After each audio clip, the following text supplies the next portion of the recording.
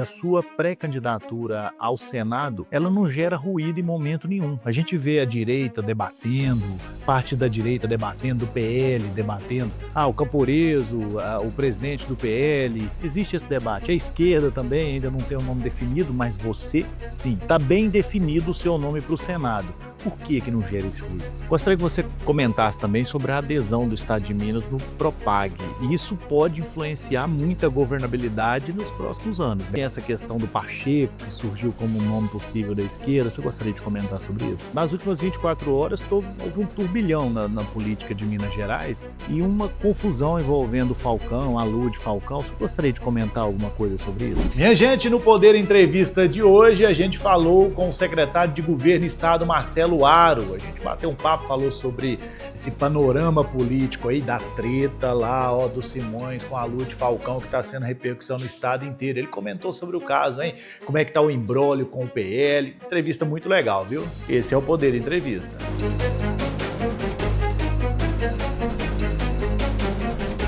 Muito bem, Regionalzão, o maior portal do Triângulo Mineiro, agora com o Marcelo Aro, secretário de Estado e Governo de Minas Gerais, uma personalidade muito importante.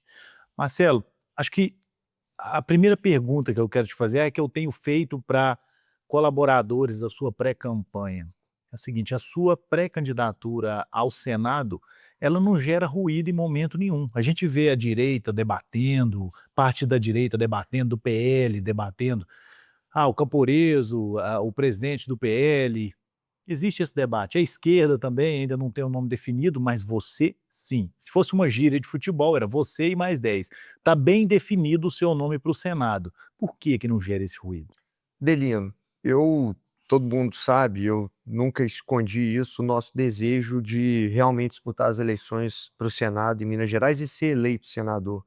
E eu acho que essa nossa candidatura ela não gera ruído, porque ninguém consegue questionar os nossos propósitos, aquilo que nós de fato queremos fazer e os motivos que nos levam a disputar a eleição para o Senado. Eu falo, Delino, que eu estou realmente imbuído de algumas missões enquanto senador, uma vez eleito.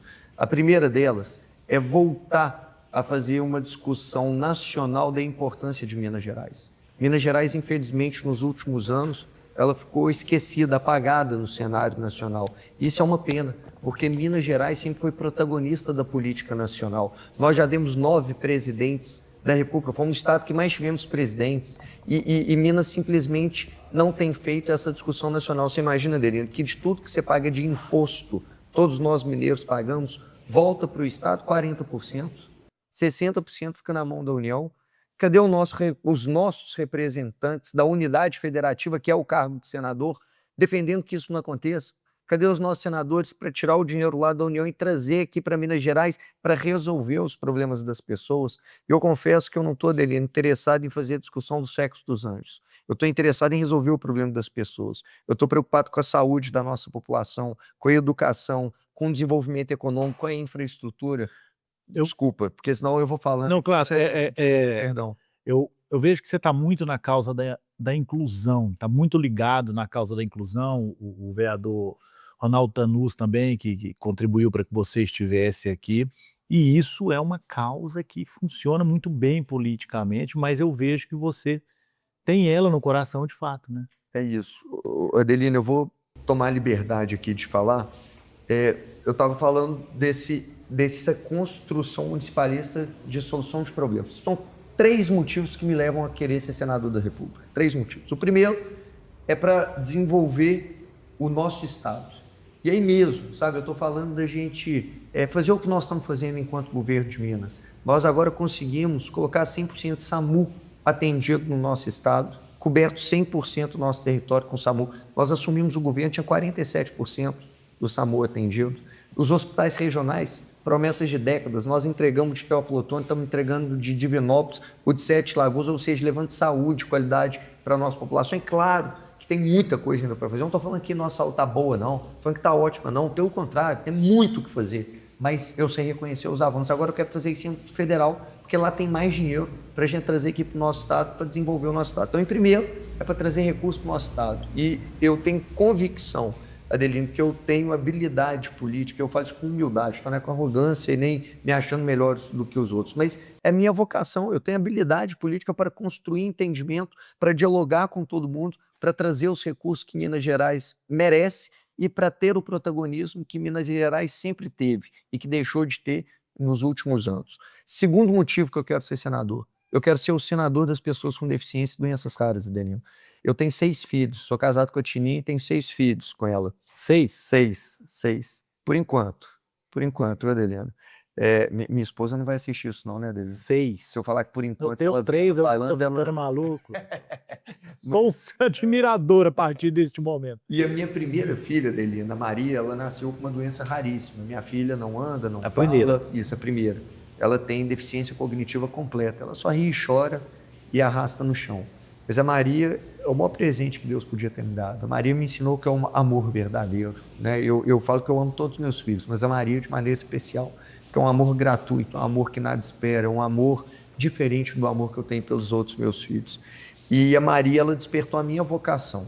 A vocação da minha vida é defender e trabalhar pelas pessoas com doenças raras e as pessoas com deficiência. O que acontece hoje no Brasil é um genocídio de doentes raros. 30% dos doentes raros no Brasil morrem antes dos 5 anos de idade. E morrem por quê? Porque elas estão fadadas a morrer? Não. Porque falta remédio, diagnóstico precoce, falta política pública, falta atendimento. Uberlândia, aqui tem o caso do Gui. É isso. Em Uberlândia. E a gente acompanha. Que é uma coisa... É isso, absurda. Ele precisa de um medicamento e não tem dinheiro para comprar o medicamento. Então, assim, isso acontece, Delinho, não só com o Gui, mas com várias famílias. Eu quero ser o senador delas. Eu quero ajudar as APAES de Minas Gerais. A Minas Gerais tem 480 APAES. Cada diretor de APAE, profissional de APAE que está me assistindo, a gente sabe que mata um leão por dia para deixar a APAE de pé. Eu quero ser o senador que vou lá no relator do orçamento e vou falar, tira dinheiro daqui e bota nas APAES.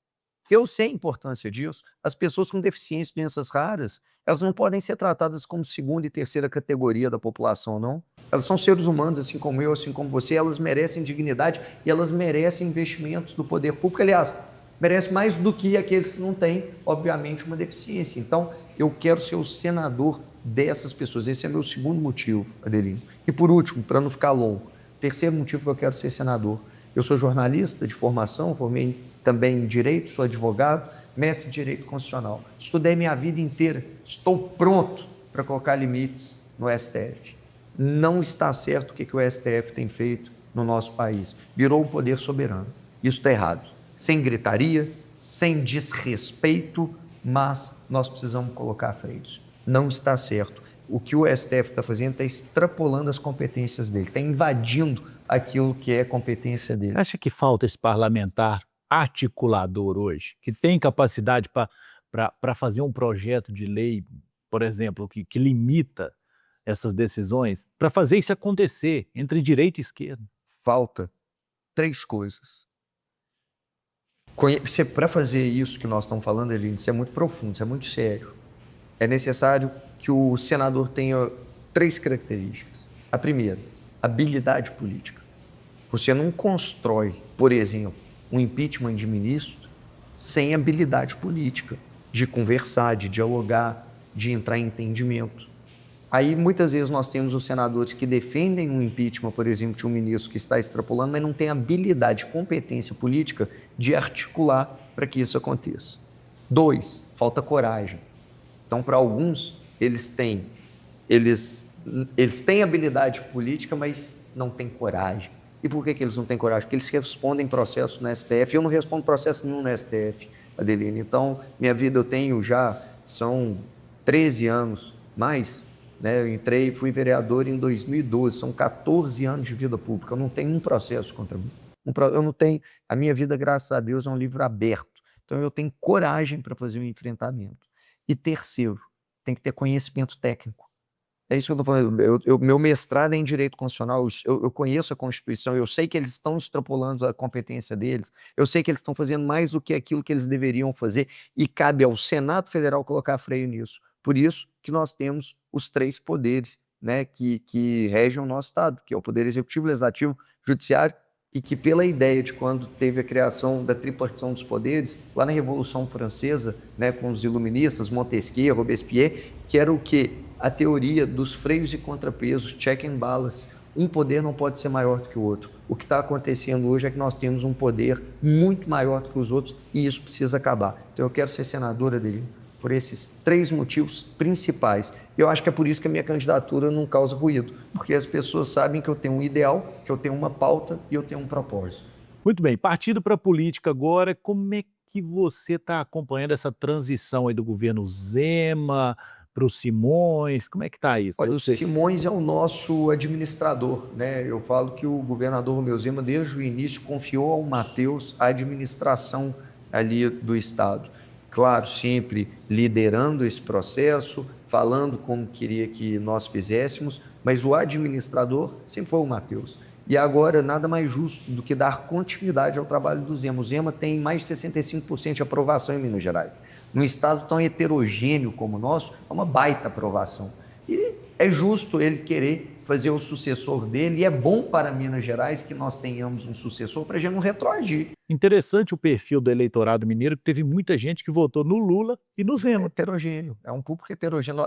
Nosso público é diferente. Por exemplo, quando sem demérito aqui, tá? Só uma análise, Claro. constatação. Quando você pega, por exemplo, Goiás, é um público mais homogêneo. Ou seja, as pessoas são mais parecidas, pensam igual e etc. Ou seja, você consegue dialogar de maneira mais uníssona para esse público. Aqui em Minas Gerais, não. Você tem em Minas Gerais o Brasil inteiro. Você tem o norte, Minas, Vale de Jequitinhonha, que se assemelha muito com o nordeste, o norte do país. Você tem ali Juiz de Fora, que é praticamente Rio de Janeiro. Você tem o sul do estado, que dialoga muito bem com o sul do país, com São Paulo, com o Paraná. Então, enfim, nós temos uma diversidade, uma pluralidade muito grande no nosso estado, e isso faz com que nós tenhamos um público tão heterogêneo. Por isso que ter 65% de aprovação no estado como Minas Gerais é algo realmente de tirar o chapéu. E eu tenho certeza que o Matheus Simões vai dar continuidade para esse trabalho do Zema, né? Ele vai dar sequência. Nós não podemos retroagir, Adelino. Nós pegamos esse estado devendo 4 meses de salário para o funcionário, para o policial, professor, estava com 4 meses de salário atrasado. Nós gastávamos com folha 68%, hoje a gente gasta 47%. A gente conseguiu enxugar e investir em desenvolvimento, em infraestrutura, educação, saúde. Então, Minas Gerais hoje está nos trilhos. Nós estamos prontos para o crescimento. O governador Romeu Zema, junto com o Matheus e a gente ali no governo, nós conseguimos deixar Minas numa situação muito boa economicamente falando, e agora é hora do Matheus vir para fechar com chave de ouro esse ciclo. Ele é o candidato? É o nosso candidato a governador. Eu vi uma publicação e aí tem essa questão do Pacheco, que surgiu como um nome possível da esquerda. Você gostaria de comentar sobre isso? Olha, a esquerda ela está sem nome, mas eu falo, Adelino, que para nós muda muito pouco quem vai vir do outro lado, porque vai ter um candidato do outro lado. Claro. A nossa preocupação hoje, nós estamos em janeiro, nossa preocupação hoje é unir o nosso campo, que é o campo do centro da direita, centro-direita. Se a gente conseguir unir aqui, na minha opinião, 80% caminho andado, porque, indiferente de quem vier do outro lado, nós vamos estar com o nosso campo unido. E eu acho que nós estamos evoluindo muito para conseguir unir o nosso campo de centro-direita. O Rodrigo Pacheco, eu não tenho absolutamente nada contra ele, pelo contrário, o Rodrigo Pacheco sempre me tratou muito bem, um cara muito educado, inteligente, mas nós divergimos enquanto políticas públicas, né? Ele pensa que o melhor para o país é agir de certa forma, eu acredito que é outra. Então, politicamente, nós estamos em campos opostos. Gostaria que você comentasse também sobre a adesão do Estado de Minas no Propag. E isso pode influenciar muito a governabilidade nos próximos anos, né? Nós temos agora, Adelino, finalmente nós conseguimos equacionar o maior problema fiscal que Minas Gerais tinha, que era a nossa dívida com a União. Minas hoje deve para a União 180 bilhões de reais. Sabe quanto que o Zema fez dessa dívida? Zero, nem um centavo. O Zema não pegou dinheiro emprestado de ninguém. Ele está pagando uma conta de governos anteriores. E ele conseguiu agora equacionar. Nós, ao aderir ao Propag, nós saímos daquele juros abusivo que a União cobrava da gente, era um agiota, né? Um agiota que cobrava do Estado juros abusivos e que faria com que essa dívida ficasse uma dívida impagável, né? Insustentável. Agora não, com o Propag a dívida está equacionada e nós conseguimos pagar ela com o fluxo de caixa que nós temos. Então, certamente, Minas, como eu disse para você, está pronto. Depois de muito trabalho, depois de muita organização, eu posso falar que Minas agora está no azul. Com relação ao Triângulo Mineiro, só essa e uma outra pergunta, a gente finaliza. O Triângulo Mineiro ele é sempre muito deslocado, entendeu? A sensação que o público daqui tem é essa. Queria te perguntar como é que está a sua relação com os prefeitos da região, aqui em Uberlândia, Paulo Sérgio, Uberaba com a Elisa, como é que está isso? Olha, Adelino, eu tenho a alegria de poder falar que dos 853 prefeitos que temos em Minas Gerais, eu tenho o apoio de 831. Então, só 22 prefeitos que ainda não me apoiam nessa empreitada nossa. E o diálogo aqui com os prefeitos é o melhor possível. Recebo eles sempre que eles vão em Belo Horizonte, eu venho aqui, converso com eles, é diálogo constante, eles têm meu telefone, conversam comigo. Então, a gente sempre busca atender as demandas deles, porque eu acredito que o prefeito é aquele que a população reconheceu, que é o representante para levar para a gente os problemas locais.